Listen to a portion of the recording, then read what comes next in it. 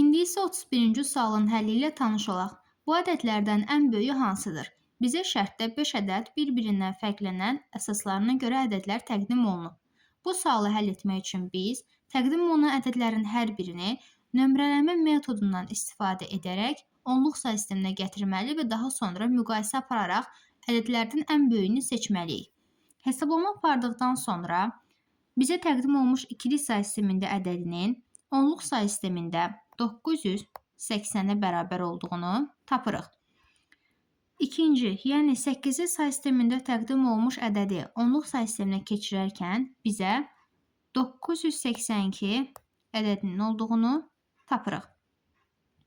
9-luq say sistemində təqdim olunmuş ədədi onluq say sisteminə gətirərkən ədədin 999-a bərabər olduğunu tapırıq. 16-lıq say sisteminə təqdim olmuş ədədi onluq say sisteminə gətirərkən ədədin 983 olduğunu tapırıq.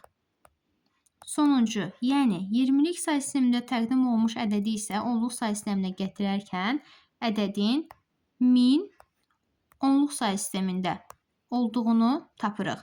İndi isə bizdən təqdim olmuş ədədlərdən ən böyüyü hansıdır sualı verilir. Görürük ki, verilmiş ədədlər içərisində ən böyük ədəd 1000 onluq say sistemində ədəddir. Deməli, 20-lik say sistemində təqdim olunmuş 2A0 ədədi bizim ən böyük ədədimizdir. Yəni, doğru cavabımız D bəndidir.